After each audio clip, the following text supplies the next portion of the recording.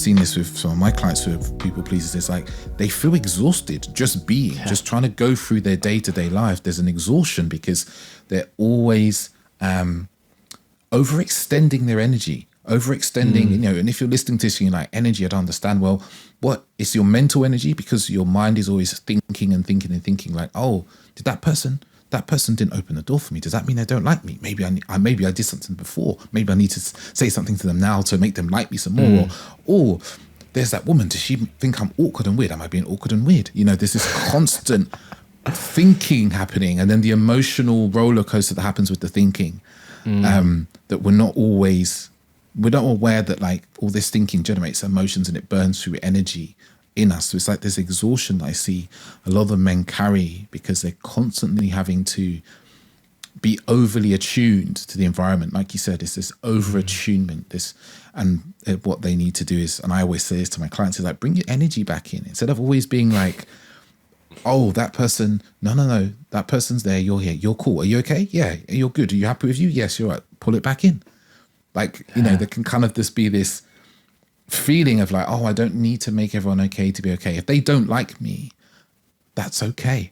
I'm okay if they don't like me. The world can go on, and they're probably okay with, they probably don't like you. You just might not be their favorite person, and the world can go on. And like, that's a real practice of leaning into being kind of not liked. I think that's a really important piece of the people pleasing and breaking out of it is practicing not being liked and practicing expressing yourself in ways that could lead to people disagreeing with you or not agreeing with you.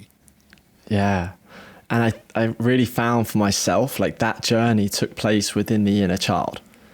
And because like when I didn't have my inner child and there was someone who maybe didn't like me, my inner child's taking the wheel and being like, hey, we're getting liked. Like, we're going to get that acceptance. We're going to get that validation. Because at its core, all of it, the validation, the control that can sometimes take place for other people, if we're not looking at the other spectrum, people pleasing, the control, manipulation, like those sorts of things, it's all stemming from safety.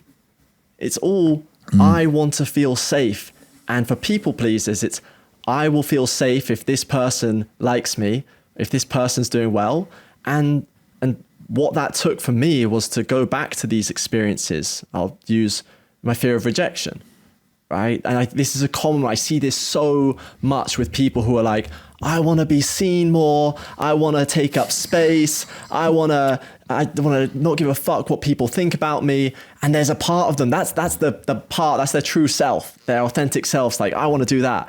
Then they've got their wounded inner child or inner teen or whatever part of it them is that's like, I don't want to be seen. It's not safe for me to be seen. It's not safe for me to take up space.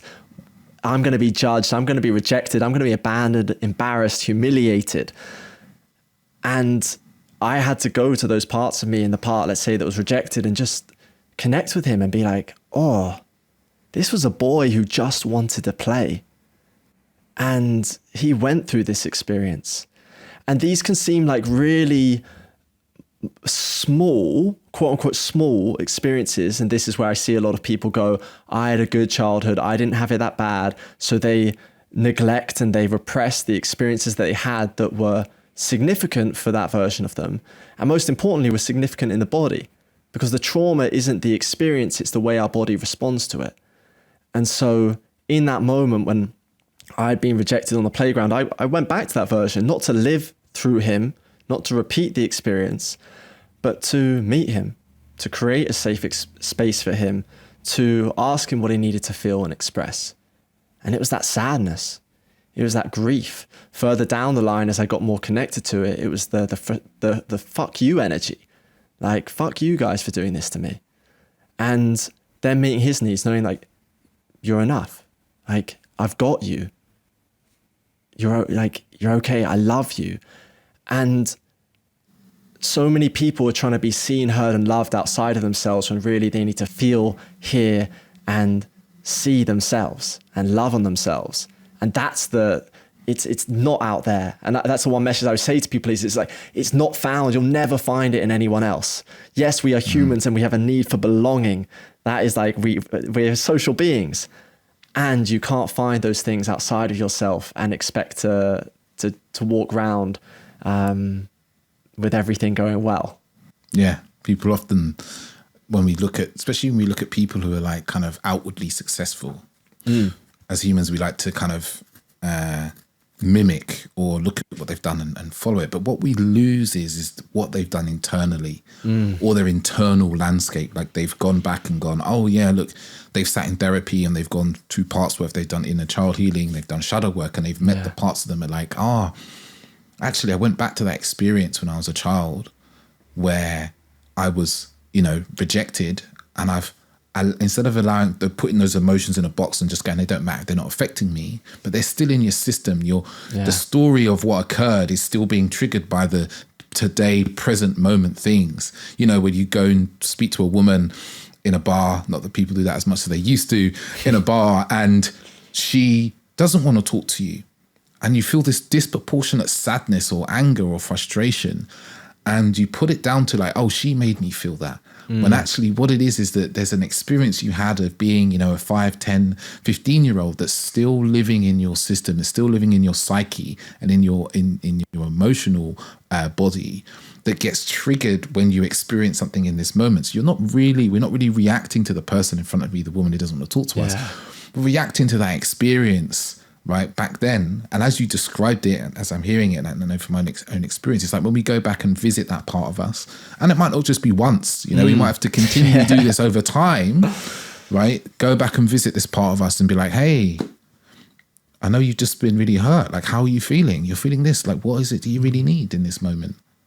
And because often in those moments in the past, we didn't get what we needed. There was either no one there, or we didn't feel we could express it to anybody, or whatever it may be. And it's like we get to kind of do that for ourselves in our past selves. Plus, and I imagine, I'm talking to a man who knows this, it's like we also get to do that for ourselves in the present moment. So like if we do then experience some rejection, and, we're coaches, so we experience a lot of rejection. Exposure therapy.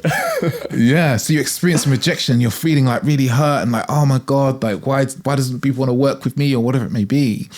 And you can stop and go, like what is it that I need right now? Like, what is it? Like, I'm feeling hurt, and maybe, I just need to remember that I'm a fantastic coach, and the clients I have are getting huge, massive results from working with me, instead of going into this kind of shame spiral. But yeah, that will just really float out of me, because I just see this as like, sometimes we think of inner child work and it can sound super woo and all this, but really there's a lot of scientific basis and research around the fact of getting in contact with those old emotions. Like I've been doing some work with around somatic experiencing, and really a lot of that is it's just somatic experiencing. I don't know enough about it to say, so this is going to be real generalization, but it's kind of like inner child work in disguise. It's like, go back to this part of you. What did you feel? What did you need? And like really doing it somatically and feeling the body. And it is just like these little pockets sometimes you feel that just like of energy that disperse, like, oh yeah, I felt when I was 10 years old and I was left in the playground, I felt really sad and I didn't feel like I can express that. And oh yeah, let me just touch that. Let me feel what that little David felt for a little bit. But what I see habitually for men is this, a desire to not feel that, to not go back to, and like you said, it's going to talk into what you said about emotional capacity. Often as men, we unconsciously, and as people, but I like to talk about men, unconsciously we don't believe in our own emotional capacity. We don't believe we have it. And often I think men's emotional capacity is far larger than he believes, but the story of like, oh, I can't touch that emotion, or I can't talk to that woman and face that rejection, that feeling of rejection, because it'll be too much for me. It will spiral me. It will take me out. But it's like the piece you said about kind of growing emotional capacity, which I think is vital. But there's also that part of like trusting in the capacity that we actually do have, that we maybe have never really used.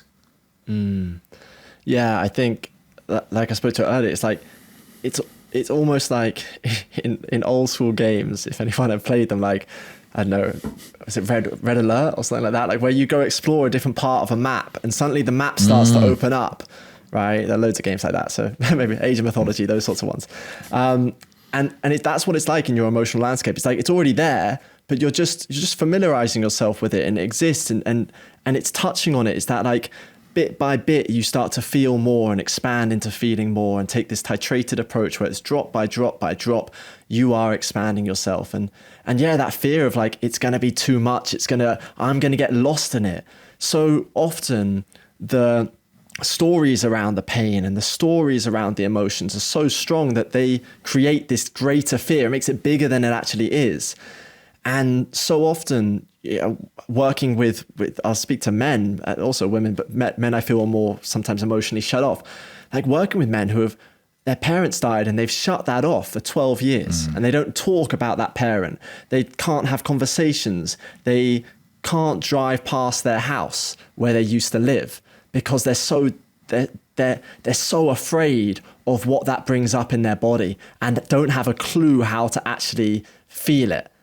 And that's I really agree with you. Once these men, in my experience, have had the safety or the holding to start to find safety within themselves to unravel, it's all possible.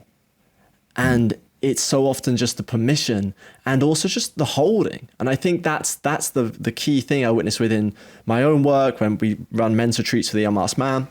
Just when you can feel held and start to find that safety within and find safety in a space, like, and safety subjective. So different men will have different capacities or different people with different capacities. But when you start to find that, there's a softening and that's when the armor can start to come off. That's when the walls can start to come down.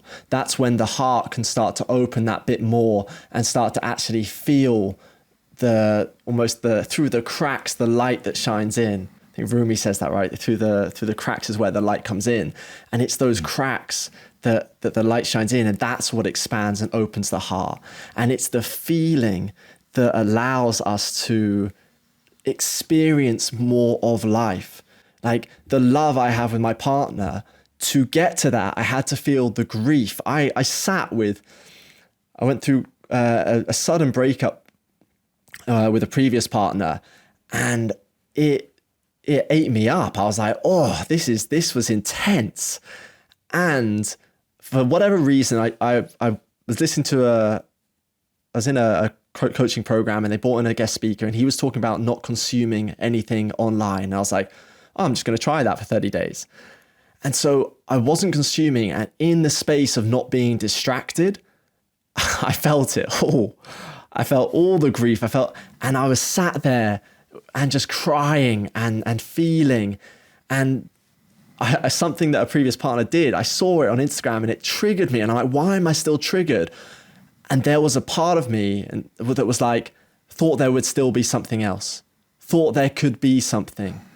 And I sat there and I said, like, in the absence of the idea that there could be anything more, what becomes available?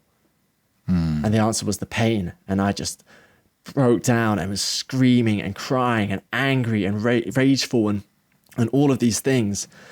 And to actually face the truth of like, oh, this may not be anything more. And that could be for any experience. It could be like to actually face the pain of like, hey, this person's gone from life. Hey, this opportunity's gone. Hey, this thing didn't work out how I wanted it to, and I really wanted it to work out. Like, to actually admit to ourselves that something didn't, like, that it's in a different state to what we really want it to be. That truth, like that radical honesty with the self, is what cracks open to feeling. And it was because of that work and then meeting with all the younger versions of me who had their hearts fragmented at some level, and loving on them. And I had this circle in my mind, like of like 6-7 different parts of me. And I was just loving on them and I was giving them what they needed. And that's what allowed me to open my heart, because each of those experiences of rejection or abandonment or whatever it was closed me, like closed and expanded. And as I could be with them and feel and see and love them and hear them, my heart could open and I could feel more love. I could feel more joy. I can feel more bliss and ecstasy. And as Carl Jung says, it's the tree that grows to heaven has roots that grow to hell. So men or women or anyone who's watching this, like, if you want to feel more of life, that requires exploring the depths.